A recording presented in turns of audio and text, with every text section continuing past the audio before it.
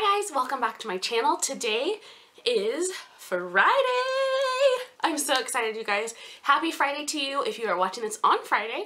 If you're watching on the weekend, happy weekend or happy whatever day it is for you.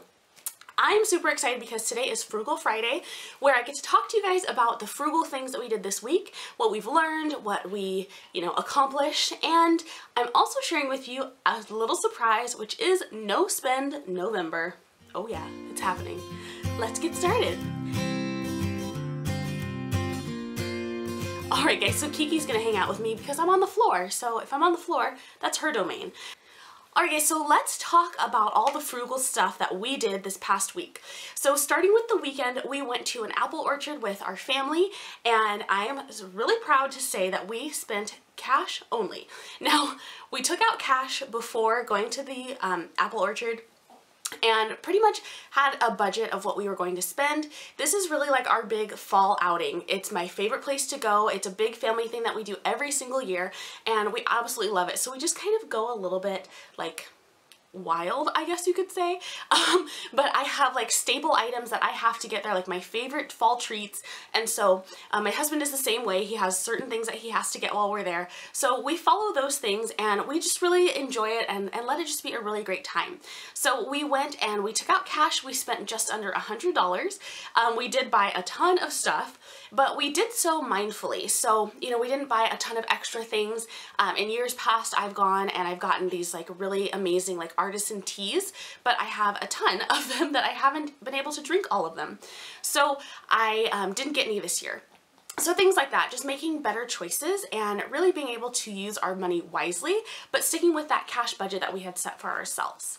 So the second thing that we did this week is that we spent almost nothing on Halloween costumes. And I'll tell you how we did this. We spent $2 total, and that was only for my accessory for my costume. And my husband ended up not dressing up, but what he was going to do was just use a Halloween costume he already had.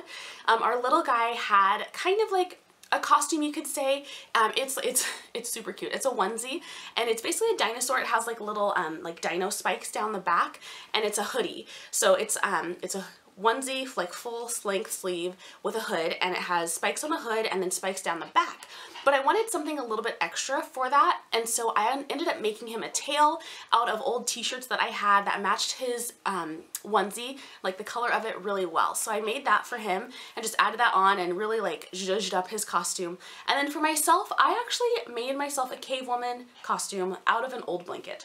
And then just a couple accessories I had, and like I said, I spent $2 at the Dollar Tree to make a club for myself because a cave woman has to have her weapon to club things with, right? So that's what we did for Halloween. So we spent $2. It was the cheapest Halloween we've ever had. Usually I do make our costumes, or at least I make mine typically, but I'll spend a lot. I'll spend upwards of $50 or something, and that is budgeted, but it's a lot of money. So I was really excited that we were able to do this so inexpensively. I wasn't even going to like get an accessory, but I decided at the last minute to do that. So $2 for Halloween is pretty dang good in my book.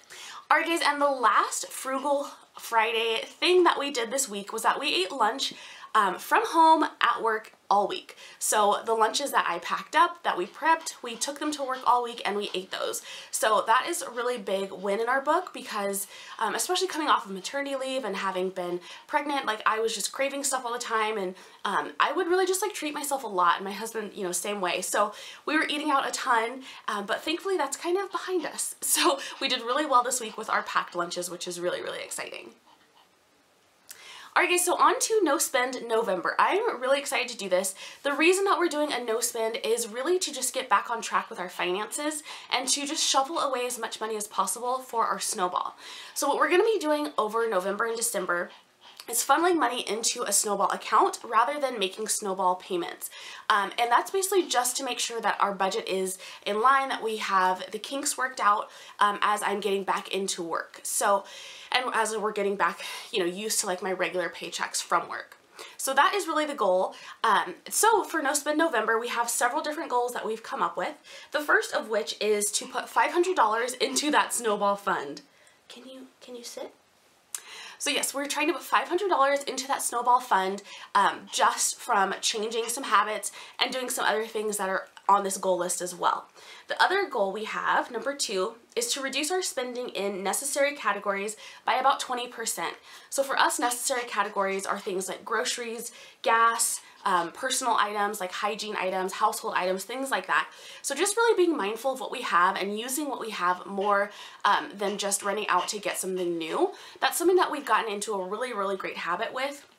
We were being very, I guess you could say frugal, but just like minimal and really specific and mindful in what we were actually purchasing and how we were using things. And I feel like we've just gotten out of that habit over the past like year or so. So I really want to get back into that and really get focused again on living in that way and just not, you know, not just spending the money that's in that category just because it's what's been budgeted or allocated towards it, but really because we need it. So our third goal is to sell, return, and give away as much as possible. And this is really probably more so coming from me than my husband, because he's pretty good at only like having what he needs or, you know, not purchasing things very frequently. But I, on the other hand, am a little bit of like, I'm honestly, I'm the free spirit. I'm the free spirit spender. My husband is the like, what's it called? Like kind of like reserved saver. Like he doesn't necessarily like, well, I guess he's probably a free spirit saver. Yeah, so I'm the free spirit spender and he's probably the free spirit saver, because he doesn't necessarily like set out to save money, but he just doesn't spend money, so therefore he saves it. But for me, I will just go out and spend it because it's fun and it feels good. And that's what we're trying to get away from and get back into the habit of, again, just being mindful. So I have several purchases that we've made really over the course of my maternity leave that we can return. And, you know, just different things. So one item, for instance, is I bought some shoes from Payless just about a week and a half ago or so. So those just came, well, probably it was 2 weeks ago, because I've had them for about a week. And I tried them all on, and the reason why I bought shoes is because my feet have actually changed since being pregnant. I thought they were just swollen still, but they are honestly still like a different size. Like my shoes don't fit the same. But the shoes that I bought didn't fit very well either. So I'm going to be returning those and kind of just working with what I have for now, with what is comfortable, which are a few pairs that I can definitely rotate. But kind of going into the new year, I'm going to be looking at that and sort of trying to figure out like what I can do to make that work a little better. And hopefully my feet will kind of go back down. I kind of doubt it at this point. It's been 4 months, so we'll see about that. But that's one item that we need to return. So again, just making those, you know, returns or doing those things in order to increase our snowball. And the last thing that I am really looking forward to accomplishing in No Spend November is finding a good Christmas DIY. This is something that my mom does every year. She makes this, you know, something amazing and gives it to our family as gifts. And it's thoughtful, it's personal, it's super, super fun, and it's always something that's really useful and that people love.